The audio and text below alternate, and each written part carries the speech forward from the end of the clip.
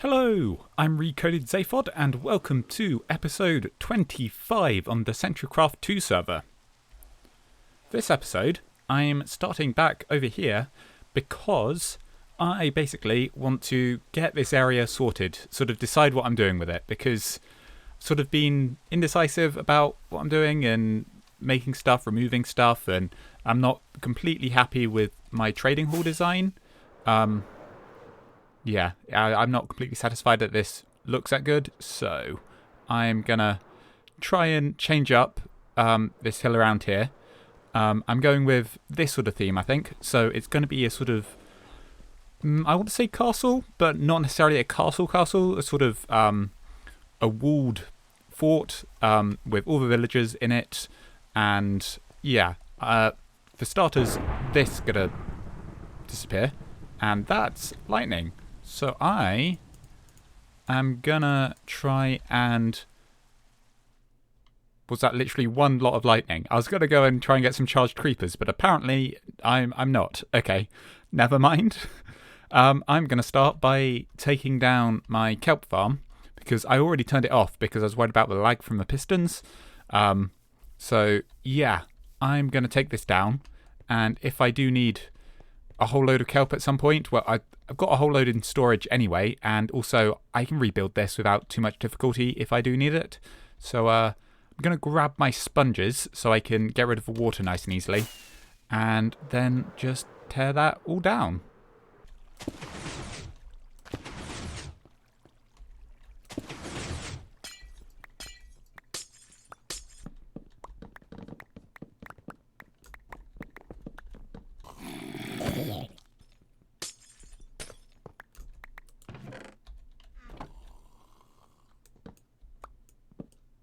So I now have a fairly clear hill, if you ignore the random skeleton and baby zombie, who I think has burnt up wherever he was. So yeah, I've now got a more or less blank canvas that I can start work on. So I think what I'm going to do is I'm going to start building this outside wall, and I want it wide enough I can walk along the top of it. So it is sort of, a defensive style wall. So everything inside's going to have to be lit up or half slab so it's not spawnable. And then I'm going to want to convert this into some buildings. As most of the villagers in there are librarians, I think I do want to do some sort of library style thing. But yeah, I'd quite like to have them freer to move around a little bit. So I have an idea of how to set it up, so they'll still be where I want to be able to find them, but they'll still be able to walk around so it doesn't look like they're trapped in individual cells. So they don't look like prisoners, so they actually look like, they're just working in the library. And probably give them beds and stuff as well, because there's no point trading with them at night, because they won't reset their trades. So we might as well let them sleep through the nights. I can always get rid of the nights if I specifically need the trades instantly. So yeah, I've got a plan for that. So I think this is gonna come back down, particularly as the big bug with the pathfinding to each other's workstations. I'm pretty certain it's fixed. I think they might still be able to take each other's, but I think for the system that I've got in mind should allow them to switch and it not be an issue, because they'll be able to walk between them. Again, you'll see once I get it built. And yeah, I want to get a sort of big library. And then there's some who aren't librarians, so I think I want to give them some buildings. And I am realising, sort of talking out this plan, that it's going to end up quite a lot like Amradorn's village, particularly as I've got the river going round where I'm putting my sort of fortress. And of course, Amradorn's is more or less a river wrapped around a sort of village, fortress, town. So I'll try not to copy him too much. Yeah, he's got a big gatehouse and some buildings. Yeah, I want a full defensive wall around the edges, so that'll at least distinguish them a little bit.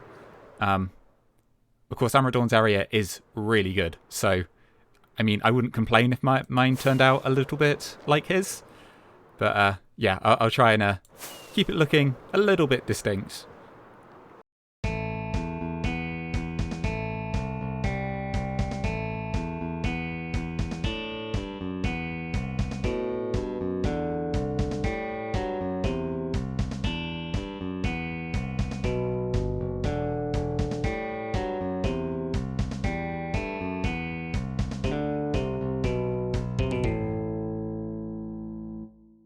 So I'm quite happy with the shape of this wall as it's going on. I think the next bit I want to get doing is round here. I think I want a couple of little doors, one going down to enter into the mine area, and one going up into the rest of this area. So I'm probably going to want to move this butcher's hut, or have an entrance on the other side or something. I think this is the next bit I want to get going. Probably going to go for some spruce doors. I think they'll work quite well with the bricks. I will, of course, come back through the bricks and put in some variation because it's quite plain at the moment. So I'll put in some mossy stone bricks and some cracked stone bricks. Particularly at the bottom, I think mossy stone bricks will look good because, of course, it's by the water. So that'll be getting, all the damp and green things growing up it. So I might try and get some vines in the bottom, maybe. I'll have to see what that looks like. So yeah, next bit is round here, and I'm going to probably expand this bit of land here because I also want a bridge across to in between these fields of crops, and then a path to the bottom of that tree that I can use to then go up it. Oh, of course, I still actually need to put in the water elevator for my my tree. But yes, so I think the next bit is working out where I want the doors here and building the wall around them. I've extended this bit of island a bit, and I've put in where I want these doors.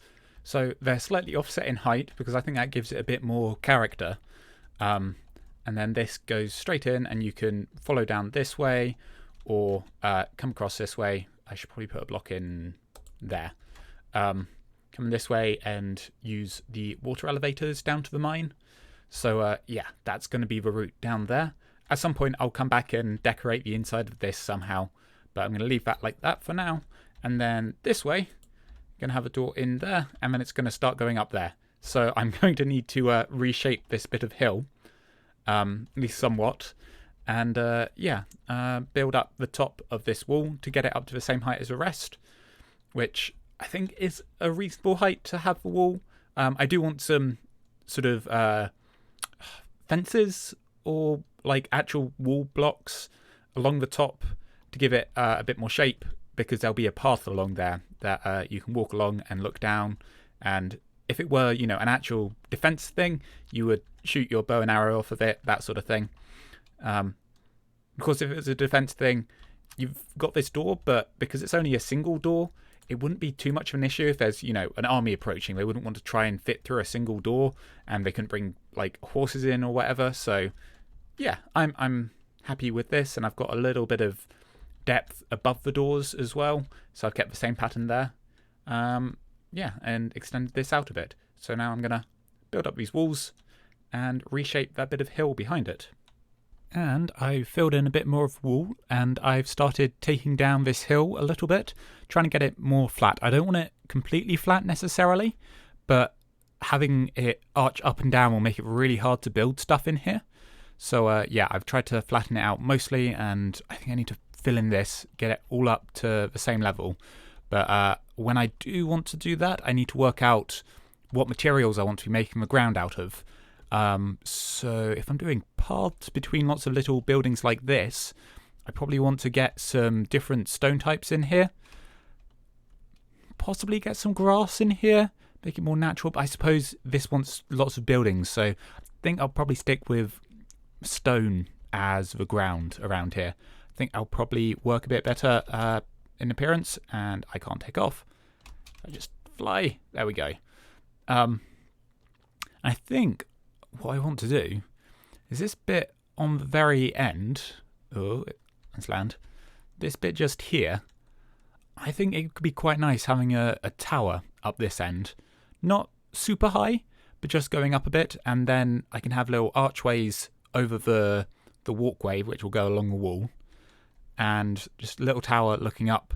So it'd be where people are stationed to protect this end of the fortress. I haven't decided what I'm calling this yet. Yeah, the fortress works, I guess. So I've put some mossy stone bricks in here, and I also started the pathway up there. Unfortunately, I accidentally made a bit of a mob farm inside this wall, and I went in to light it up, and a creeper exploded part of my wall. So yeah, got to fix that, and need to light up all the way along the inside of this wall. I think I'll want to level this out at some point, and then I can use this for like secret passageways inside the walls of the fortress, which I think will be a nice little touch in some places. So you'll have a little back route between places. But yeah, I need to not have creepers or zombies attacking me while I try and do this. So I fixed that hole, and I've got the pathing on the top and the inside of the walls lit up, so I shouldn't have anything exploding on me in there. But I think what I need to do now, I think I need some details around the top of this wall to make it, you know, not look quite so plain. Because at the moment it's very much just a flat wall, even though it's, you know, curved. It's, yeah. So I think I've dipped into a creative world and done some testing. And I think I'm going to go with some cobble, stone walls, and then andesite blocks, and then andesite walls on the top. Try and look a bit like, what are they called? Crenellations, is it? So there's actually a gap that you can like shoot downwards from. So yeah, I'll get started on that and show you once I've got some of that done. And this is what it looks like. So yeah, hopefully that looks okay from a distance. It's still very grey across the main body of the wall, and repeating bricks I think need breaking up with something else. So I might put some cracked stone bricks in there, which I haven't yet. You can see from here, got these sort of, yeah, little defensive measures where you can hop up and shoot down with your bow or your trident and get anyone coming at the fortress, because you've got a nice line of sight downwards, but you can still, you know, duck behind these defenses. So yeah, I think that's quite a cool little detail. I ended up going for cobble going on top of the actual bit which protects you. I think it has a proper name, but if you look from a little bit of a distance, it helps get a sort of structure of going up and through, which I think it was missing a little bit when I had it all andesite across there. Oh, hello there.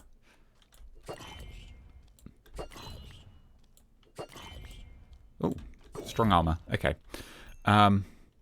Yeah, I think these bits of walls around here could do with a bit more detail. I don't know whether to put an entirely separate block in there. So maybe, you know, either andesite, polished andesite. Obviously, I want to stick mostly to grey. I want it to still look like it's stone. So I don't want to be putting any diorite or anything. I suppose cobble is an option, but I think because I'm using that as a detail at the top, I don't want it in the wall, and it's quite a change in texture. I think I'd want something flatter, so I could do stone or andesite or polished andesite. I can try those. I think polished andesite gives a too big a square, and I've used it up there as well. So yeah, I might give some of those a go and put in some more texturing. So I'm in a creative world doing a bit of a test with some blocks. So I basically grabbed all the grey blocks I could find and tested them in the wall. And lots of them just didn't have sort of cohesive feel with it. So the ones that I think do work decently, the stone definitely works, blends really well in, which makes sense because, you know, it's stone bricks. The andesite I think actually does work fairly well. And you've got this sort of gradient of being slightly more damaged than the stone. And I was considering the gravel as well, but it's got a sort of brown tinge to it, or is it like purple? It's got more colour in there, and from a distance, it sort of it looks slightly out of place. But I was thinking maybe a couple of places near the water where if I want to have a sort of area which looks like it is being worn down, I could add that in. But I think firstly I'm going to try and run the stone through it, then a couple of bit of that andesite, and yeah, the cracked stone as well. It's great texture, so if I can get a couple of those in, a nice little subtle detail, I think I'll try and do that as well. And I now have some of it in. I haven't done the entire wall yet, but I've started on it. And certainly from a distance, I think that looks a lot better with a bit more texture in it. I think the andesite is definitely the best for the distance. So I'm adding a bit more of that than I initially planned. But as you get up nice and close, I think the stone works quite well. And the cracked stone bricks adds really nice little bit of detail without going too overboard. So yeah, I think this is a reasonable balance of the different bits and works at both when you're close, got the cracked stone, adding that subtle detail as well as the moss, and then at distance the andesite shakes up the texture enough that it doesn't all look too samey. And having applied all that texturing all the way along these walls, and there's definitely a creeper in with those ravagers there. Yeah, having applied the texture all along the wall, I think this might be where I want to wrap this episode up. Obviously there's plenty more to do on this project, but I think that's going to wait for another episode. As always, I'd love to hear your feedback down in the comments below the video. I've been Recoded Zaphod, and thanks for watching.